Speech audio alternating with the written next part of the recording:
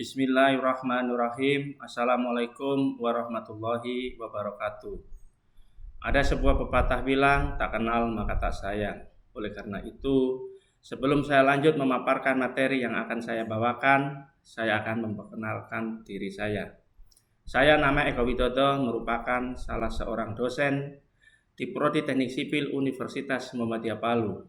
Dalam kesempatan kali ini, saya akan memaparkan tentang mata kuliah yang saya ampu, yaitu pengendalian proyek. Mata kuliah pengendalian proyek ini merupakan mata kuliah wajib prodi yang terdiri dari 2 SKS dan berada pada semester 5. Mata kuliah ini berisikan pengantar kontrak perkuliahan, pengendalian proyek, tujuan proyek, ruang lingkup dan batasan proyek, baik biaya, mutu maupun waktu, memahami proses dan membuat estimasi biaya konstruksi, membuat penjadwalan atau schedule proyek, ketergantungan aktivitas, deterministic schedule, probabilistic schedule, pengawasan dan pengontrolan proyek konstruksi, dan aplikasi software di bidang pengendalian proyek. Salah satu kewajiban saya sebagai dosen, saya telah menerapkan Tridharma perguruan tinggi adalah bidang pengajaran, di mana pada bidang ini saya menerapkan sistem pembelajaran yang mengacu pada DIA, Delivery, Interaction, and Assessment. Nah, apa yang dimaksud dengan delivery merupakan suatu proses tentang bagaimana saya menyampaikan materi pembelajaran sehingga dapat diterima dengan baik oleh mahasiswa. Materi yang disajikan ini mengacu pada capaian pembelajaran lulusan dari mata kuliah ini.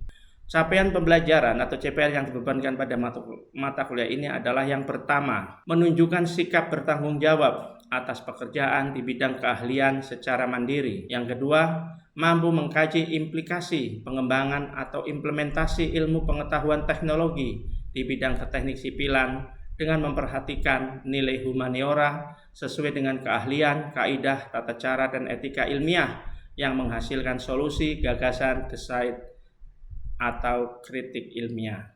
Yang ketiga, mampu menerapkan ilmu teknik sipil di masing-masing bidang pekerjaan untuk keperluan analisis dan perencanaan, perancangan bangunan teknik sipil. Yang keempat, mampu dan terampil dalam menggunakan dan memanfaatkan teknologi informasi, komputer dan software di bidang keteknik sipilan untuk menghasilkan perencanaan, perancangan yang sesuai dengan standarisasi internasional yang berlaku. Yang kelima, menguasai materi kelompok, ilmu-ilmu aplikasi sains, prinsip keteknikan, materi sipil engineering, spesialis materi sipil engineering design, dan project dan material sipil engineering profesional praktis. Capaian pembelajaran mata kuliah atau CPMK yang dibebankan pada mata kuliah pengendalian proyek adalah yang pertama, mahasiswa mampu menjelaskan konsep dan definisi perencanaan dan pengendalian proyek konstruksi serta lingkup pekerjaan konstruksi. Yang kedua, mahasiswa mampu menjelaskan konsep estimasi, tipe estimasi dalam setiap tahapan proyek serta dasar pertimbangan faktor yang mempengaruhi estimasi. Yang ketiga, mahasiswa mampu membuat perencanaan biaya atau RAB, rencana anggaran biaya, dan waktu pelaksanaan atau time schedule proyek konstruksi. Yang keempat, mahasiswa mampu membuat pengendalian biaya dan waktu proyek konstruksi, penerapan kurva S. Yang kelima, mahasiswa mampu mengaplikasikan software yang berhubungan dengan perencanaan dan pengendalian proyek konstruksi. Sub CPMK, kemampuan akhir tahapan belajar. Yang pertama, mahasiswa mampu menjelaskan secara umum tentang perencanaan dan pengendalian proyek konstruksi. Yang kedua, mahasiswa mampu menjelaskan siklus perencanaan, pengendalian, dan pengontrolan, tujuan dan ruang lingkup proyek, serta prioritas proyek berdasarkan batasan-batasan proyek. Yang ketiga, mahasiswa mampu menjelaskan pengertian struktur jenis dan tipe estimasi biaya konstruksi.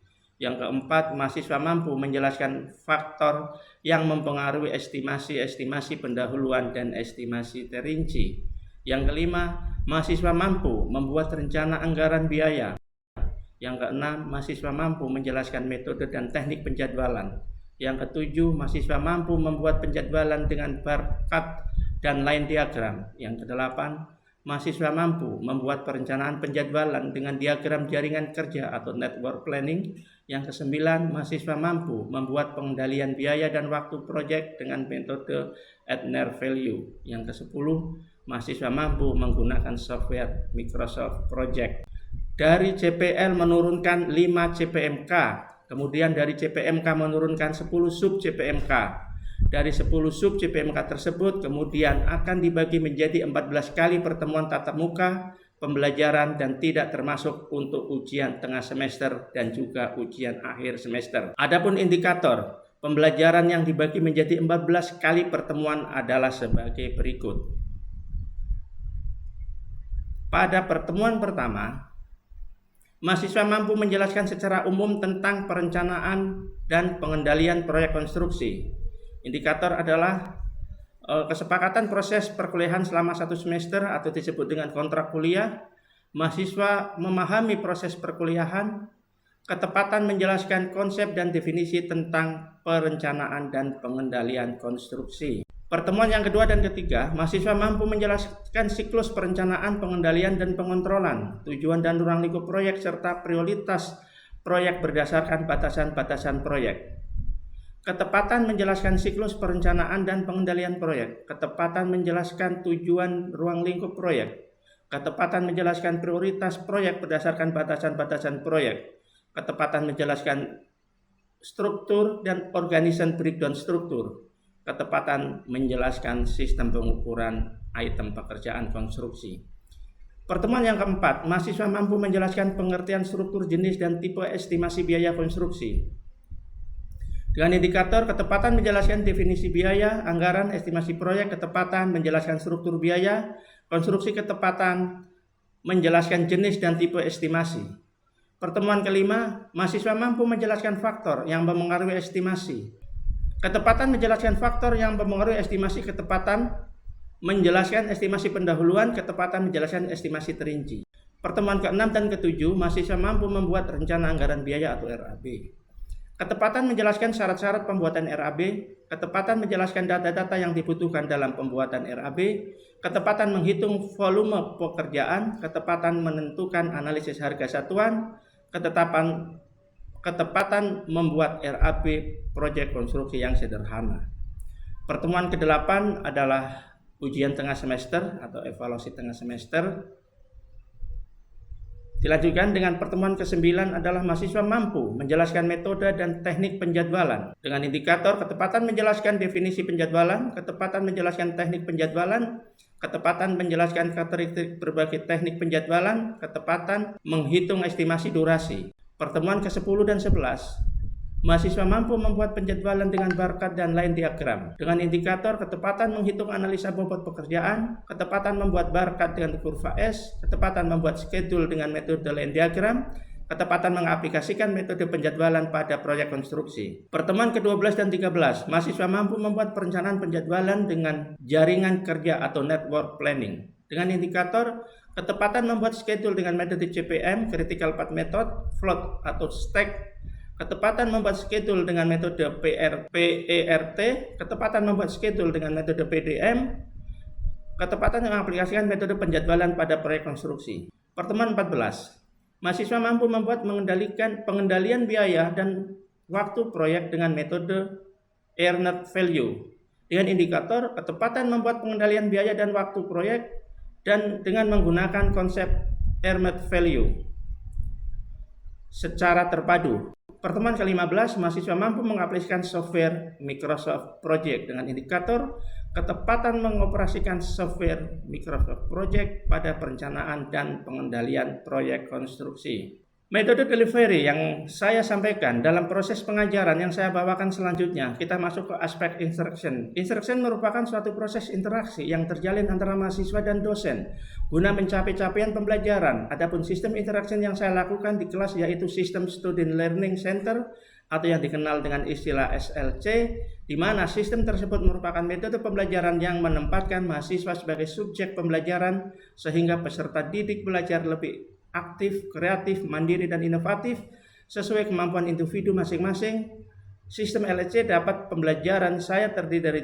3. Yang pertama adalah pembelajaran interaktif, yaitu dosen memaparkan materi di dalam kelas dan menyisipkan pertanyaan kepada mahasiswa serta minta pendapat mahasiswa. Kemudian yang kedua adalah